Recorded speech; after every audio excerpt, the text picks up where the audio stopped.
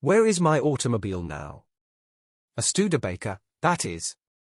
That one, you know, with the small puppy and the moving window. Not able to rewatch the episode. Many people know Carol Burnett for her ability to make people laugh. Throughout the United States, her 11 seasons of wildly popular television show delivered laughter, insightful comedy, and memorable characters into people's homes. She did, however, take action in 1977. Unique and unexpected, caught everyone off guard. In spite of the passage of 40 years, she has never rewatched an episode because it hit her so hard emotionally. While detractors contacted, crew members claimed to have been moved to tears. Carol felt it was too genuine, despite the subsequent accolades for one of her most moving performances.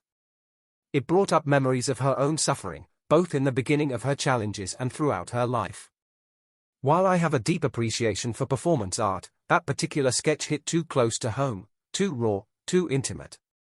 As a result, she chose not to see it, even though she was a professional performer.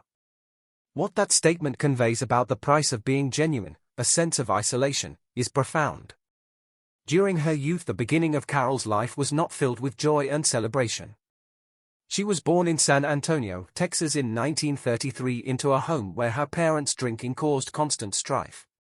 There were tender times between her parents, but drinking was a major problem. It was common for Carol to feel ignored, neglected, and lonely. Both of her parents were hopelessly addicted by the time she was 3 years old.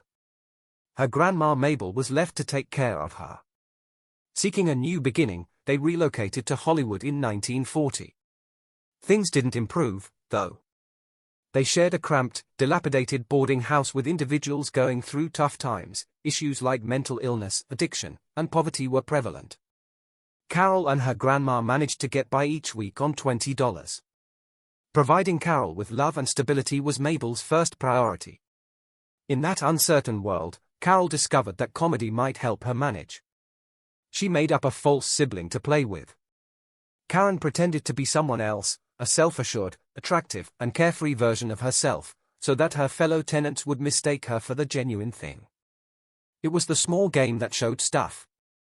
In a world that provided her with so little, Carol's early knack for performing brought her profound joy. Humor as a means of evasion and protection, laughter has power, even when Carol was a child. On Saturdays, she would accompany her grandma to the movies.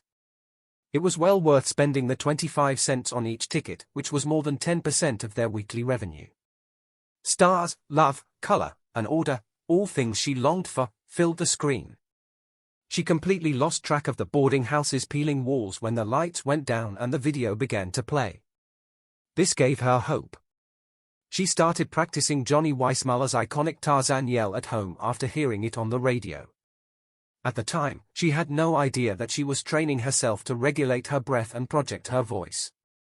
That completely unforeseen attempt became an essential component of her artistic toolbox, which she would utilize in her comedy career. Her laughter served as both an amusement and a defense mechanism. She hid from the harsh world by putting on her comedic mask, which allowed her to break out of her undergraduate journalism rut and into the spotlight. Carol aspired to be a journalist, influenced in part by her mother's unmet artistic desires. She had planned to attend UCLA after high school, but she was short $50 of the $600 in tuition. At that point, an anonymous stranger covered her tuition at UCLA, with no strings attached. Something clicked for the timid, starving Texan girl who had planned to major in journalism when she wandered into a theatrical class by accident. Suddenly, she felt powerful and full of life. Not only did her peers and teachers notice her talent, but she quickly changed her major. In the theater world, she was gaining accolades and fame. She fantasized about being a serious performer.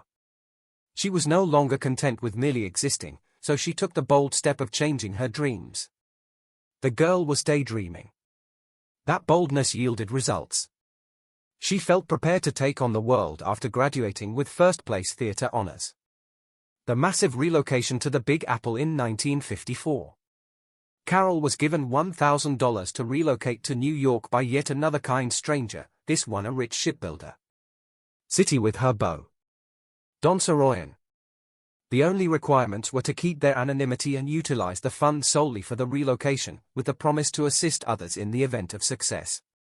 They came to New York destitute, terrified, and resolute, but without a strategy or backup. While Carol went from audition to audition and then to waitressing, they lived in the rehearsal club with other aspiring actresses and slept there. Many people were unemployed. As she grieved on the collect call home one night, uncertain of her decision, fate stepped in. "I took the Hurricane Carol radio alert as a sign from on high." The woman remained. They finally got their break. A serious and absurdly funny song about John Foster Dulles, the Secretary of State. In 1959, Carol's performances landed her spots on Ed Sullivan and Jack Parr's shows. After collapsing on Broadway in Once Upon a Mattress, she was nominated for a Tony Award. It was a sign that her natural talent for combining honesty with humor was destined for the stage. Launched in 1967, The Carol Burnett Show was a smashing success in the world of television comedy and variety. 30 million people would watch it each week. Carol was the show-stopping leader, displaying courage, warmth, and originality. She had no fear of embarrassing herself or letting a comedy big go off script. Tim Conway and Harvey Korman were regulars in her sketch sessions, whose spontaneous choices caused viewers to actually laugh out loud, even during filming.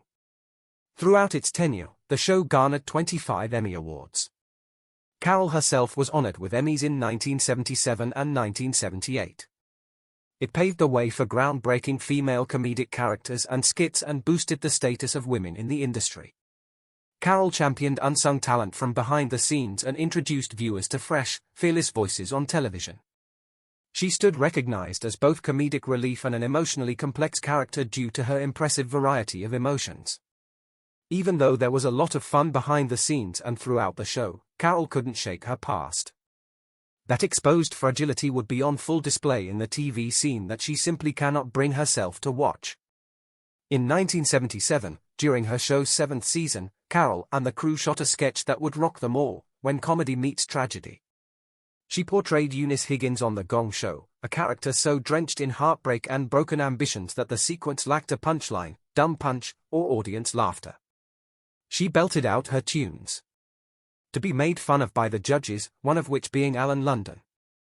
In a role he played alone, with tears flowing down his face. A normally animated crew sat in startled quiet as the camera retreated to reveal a distraught woman.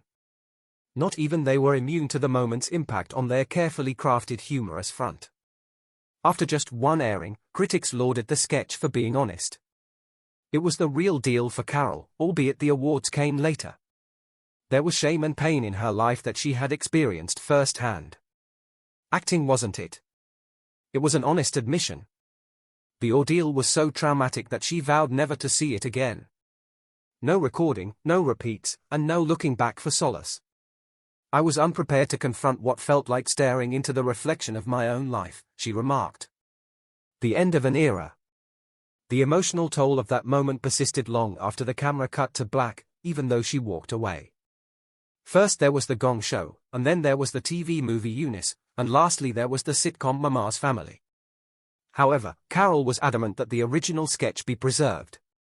According to her comments, the agony was unbearable, and she claimed ownership of Eunice's tears on stage.